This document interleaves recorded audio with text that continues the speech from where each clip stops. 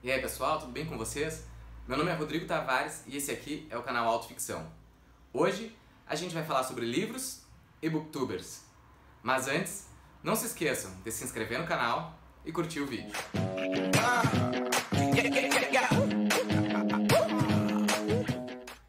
E aí pessoal, tudo bem com vocês?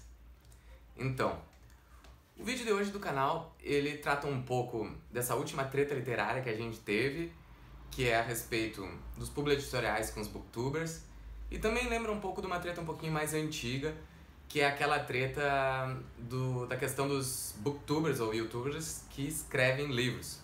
Essa aí foi uma polêmica que teve o ano passado no mercado editorial.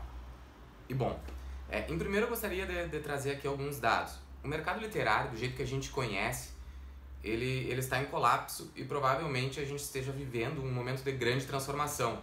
Eu não sei exatamente como é que vai ficar o mercado literário, mas a verdade e a única certeza que eu tenho é que ele vai mudar. Porque o formato que a gente usa, e ele já vem desde o século XIX, do século XX, é um modelo que é mais ou menos assim. O autor escreve o livro, a editora lança, aí tem um intermediário que entra, que é um distribuidor, que cobra aproximadamente 60% do valor do livro para levar para a livraria, e a livraria vende. Então há um fatiamento muito grande dos R$30 do preço de um livro. E isso aí está tornando o mercado praticamente insustentável, e é o que está vindo a quebrar a Saraiva, a Cultura. Todo mundo sabe que essas empresas gigantes não estão pagando seus fornecedores há muito tempo. Isso aí gerou uma bola de neve dentro do mercado literário, que provavelmente a gente ainda vai demorar um pouco para sair dessa lama e para ver exatamente o que está acontecendo. Em compensação, a gente tem um exemplo interessante que, através da internet, através desse contato direto com vocês, a gente vê que a crise do mercado literário, ela é nesse pedaço. É o pedaço dessas fatias do valor do livro e do transporte das livrarias. Porque hoje em dia a gente tem muitos leitores. Basta a gente ter vontade, ter um canal como esse para conversar, o autor se interessar em divulgar seu próprio livro. Então a gente acaba tendo exemplos de que os leitores estão querendo ler livros. Basta a gente encontrar o melhor método de se comunicar com eles. Eu trouxe aqui alguns exemplos. O ano passado saiu pelo Catarse esse livro aqui, O Jardim das Hespérides, do Daniel Gruber. Ele está fazendo mestrado, doutorado aqui na escrita criativa na PUC. E eu nem conhecia ele, mas vi o vídeo, me interessei pelo assunto dos contos e comprei o livro. Outro exemplo, e esse exemplo é um sucesso absoluto, é o Araruama, do Ian Fraser. Ele recentemente fez no financiamento coletivo do seu segundo livro, da continuação do Araruama, e somando os dois, ele conseguiu levantar um valor parecido entre 100 e 150 mil, eu não tenho certeza. Mas, pessoal, é muito dinheiro, ou seja, tinham muitas pessoas querendo ler Araruama, e ele conseguiu esse contato direto através do financiamento coletivo. E outro exemplo que é bem recente é da Cláudia Lemes, que lançou O Inferno no Ártico. Ele não tem selo nenhum, ela fez totalmente independente. Ela orçou com o capista, com a gráfica, com tudo, e nos enviou ela própria com autógrafo. E também ela esgotou na pré-venda, nesse período de financiamento, ela vendeu praticamente toda a tiragem do livro dela. Então, eu trouxe esse exemplo para mostrar para vocês que, apesar da crise do mercado editorial, existem leitores e basta a gente tentar criar um modo de entrar em contato com eles. Me lembrei, também a editora Wish fez alguns financiamentos coletivos, e esses dias, há um mês ou dois atrás, a gente está agora em setembro de 2018, ela fez um lançamento de um livro e ela conseguiu bater a meta em menos de 24 horas, ou algo do tipo. Então isso aqui é uma coisa fantástica, a gente tem que aprender com essas pessoas que estão dando certo, produzindo livros não seguindo tentando fugir, tentando achar novas alternativas no mercado editorial, e eu acho super louvável isso, e com certeza é uma possibilidade do meu próximo livro. Assim, eu não descarto fazer um financiamento, porque a gente tem que conseguir contato com leitores. Não adianta a gente ter grandes distribuidoras e etc, e o livro está empacado em um monte de livraria, e pior ainda, o livro está sendo vendido em grandes redes e eles não estarem pagando a nossa editora, e a nossa editora acaba não nos pagando também. Então existem leitores, e o escritor de hoje ele tem que ir atrás desses leitores. Bom, E algumas semanas atrás a gente teve, fazendo um link agora, uma treta literária que dizia a respeito dos publi editoriais. O que é um publi editorial? O autor ou a editora entram em contato com um booktuber ou com alguém que tem um canal no YouTube para ele fazer uma propaganda do seu livro. E a maioria deles, eles fazem em formato de resenha, ou seja, eles leem e eles já no contrato dizem que vão dar uma opinião sincera, se não gostarem, paciência, porque é um risco que tu tem uma pessoa não gostar do teu livro, e vão ajudar a tua divulgação.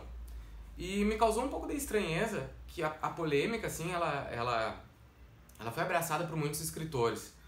E me parece que escritores que não estão entendendo como é que o mercado está andando. Porque se a gente for brigar com quem está nos ajudando a chegar em leitores, a gente está fazendo um desserviço para a literatura. Na verdade, esses booktubers eles tinham que se multiplicar, tinha que ter mais gente falando de livro e indicando livros para outras pessoas. Eu até entendo a parte dos jornalistas e resenhistas de jornal de ficarem bravos com booktubers, porque na verdade, hoje em dia os jornais eles não têm mais o monopólio da indicação do livro. Porque antes tu tinha lá, segundo o caderno, indicava um livro tal, ok, o grande resenhista do jornal indicou um livro. E agora não. Muitas, milhões de pessoas, eu pretendo indicar livros daqui a algumas semanas, estão indicando os livros na internet. Então a pauta da leitura das pessoas não é mais feita pelo jornal e a obediência ou a presentinhos, ou porque o que acontece? Um livro é resenhado num jornal porque ele chegou através de uma assessoria da imprensa. E a assessora da imprensa nada mais é que uma pessoa com contatos. Então, se tu não tem uma boa assessoria da imprensa e uma editora que paga uma boa assessoria da imprensa, porque a assessoria da imprensa, eu quando fui lançar o Andarilhos, ela era bem cara, eu não consegui fazer, a gente não consegue chegar nos jornais. Então, se a gente não vai ter espaço no jornal, não vai ter espaço no YouTube, o que a gente vai fazer? Então, acho que é muito válido, os publi editoriais democratizaram a divulgação dos livros, fazendo com que a gente consiga chegar em lugares muito grandes. Eu vivi uma experiência pré-Facebook, né? Eu lancei o lancei o Noite Escura em 2009, lá em Bagé. Então a gente fez uma edição bem pequena ali, entre uns 200 e 250 exemplares. E dei um azar, porque isso acontece, no dia do lançamento, que era na Feira do Livro, que era em céu aberto. Tava chovendo. Foram uns 10 amigos guerreiros para não me deixar sozinho lá no meio da água. E depois disso eu não sabia o que fazer com os livros, porque se não vendi no lançamento, eles ficavam expostos em uma ou duas livrarias da minha cidade, não tinha aonde anunciar, não conseguia espaço em jornais. Então essa edição aqui do Noite Escura, a capa a gente manteve, mas deu uma alteradinha para a segunda edição. A primeira edição do Noite Escura, que era no momento pré-divulgações via internet, ela demorou mais de 5 anos para se esgotar. Imagina, 250 exemplares. Demoraram mais de 5 anos para esgotarem. E já nesse modelo da internet, já com influenciadores digitais, com pessoas que leram e resenharam e indicaram, a segunda edição do Noite Escura, ela esgotou em menos de 6 meses. Então eu fiquei muito feliz com isso que aconteceu. E bom, a gente vive hiperconectado, então o escritor ele também tem que ter essa noção de que ele vai ter que estar presente numa internet, vai ter que criar o seu público leitor, o seu público seguidor, e porque a gente só existe, a gente só consegue lançar livros graças a vocês. É quem vai ler aquilo que a gente escreve. Então, eu, pelo menos, enquanto autor, tento manter um elo de contato muito próximo com meus leitores. Eu ainda não sou, sei lá, um best-seller nacional próprio que não tem como responder todo mundo. Eu ainda consigo responder todos os meus leitores. E cada vez que um leitor me chama no direct, me chama no Face, essa barulheira de novo, me chama no direct, me chama no Face, me manda um e-mail, sou eu mesmo que respondo, fico muito feliz. E acho que essa troca é essencial pra gente conseguir criar um vínculo com o nosso leitor. E bom, e foi exatamente por causa dessa questão de que eu tava pensando que talvez isso fosse uma questão realmente de elitizar, ou seja, se a gente deixar a publicidade e as resenhas apenas com um jornal, a gente vai estar elitizando a literatura.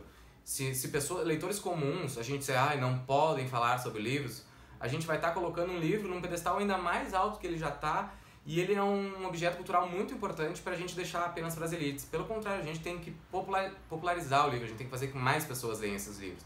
E foi por isso que eu me lembrei daquela treta passada que era a respeito dos livros de youtubers. Será que youtubers deveriam estar lançando livros? Será que não deveriam estar lançando livro? Que era um absurdo, porque as editoras grandes agora só queriam publicar youtubers e não estavam publicando autores novos do que faziam um trabalho mais literário.